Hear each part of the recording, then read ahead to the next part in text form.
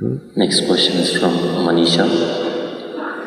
We have heard that in our culture there are many ways to boost immunity with the local resources available at home. Could you shed more light on building resistance using home remedies?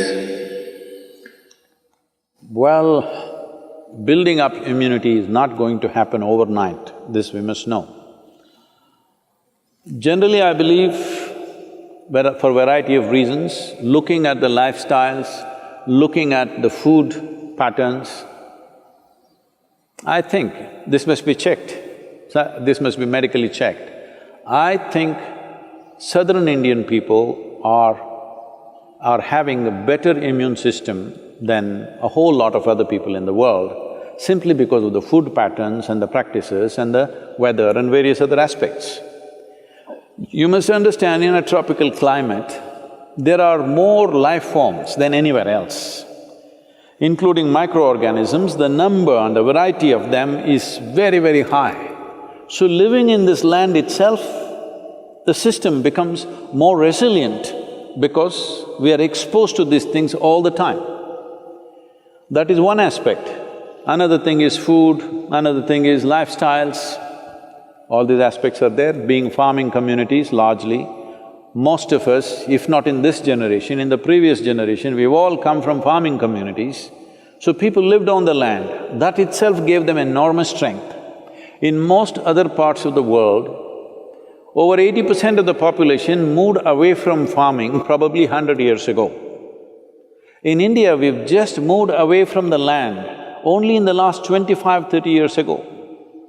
This benefit is still there with us. It will not stay with us if you're continuing… if everybody starts living in high-rise apartments without being in contact with the ground and start living like lab rats, protected from everything, well, our immunity also will go down. But I think we still have this advantage.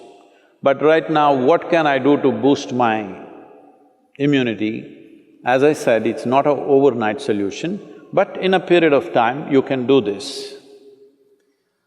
Well, let me talk about very common things available. One thing is, I must say this, we are sacred ash people, we're always ash smeared one way or the other. There are different types of ashes, if you know how to use it. I can't go about giving you instructions of this over the on the web, but if you learn to use it properly, it helps. Neem is available almost right across the country except in the mountainous places. Daily consumption of neem leaves.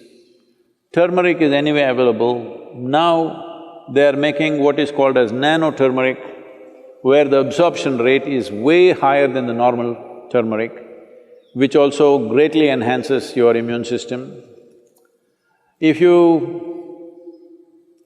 soak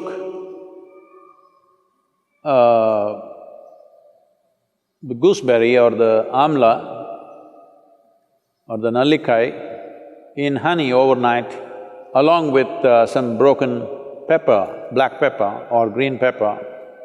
Green pepper, I'm saying for those of you who are in other countries, green pepper does not mean chili. We mean to say raw pepper. The peppercorn, when it's raw, which you might not have seen in most parts of the world, here it's common for us, it's available. So, soak it in honey and every day about 3 spoons, 3 times a day. It works best, all these things work best when you're on an empty stomach, that's the first thing that you take. If you do these things, you can see a significant increase in your immune system. I would say in 4 to 8 weeks, one can see significant betterment of one's immune system. There are yogic practices which are hard to teach, but right now, just doing a chant and doing Isha Kriya, this will also enhance your immune system. Let this be very clear that this is not treatment for coronavirus, nor is it a prevention. I did my chant, so I go and do irresponsible things, it's not going to work like that. These are things you do over a period of time and strengthen your system, that The next virus that comes, you may be in a little better place to handle. That is if you're there. Yes, don't take this lightly. Do not take this lightly. Right now, it is a challenge for every one of us to stay alive through this period. That's what it means. Do not think it's some remote thing that happens to somebody else in China or Italy. Right now, if you stay alive through these 6 to 8 months, that means we have handled this responsibly. If every one of us stay alive, that means we are good. We have lived consciously and responsibly, that's what it means. This is what, unfortunately, the governments have to enforce by force, because a whole lot of people don't seem to realize that this is necessary. And they think this is some fiction. This is not fiction. This is an imminent danger that we need to handle properly.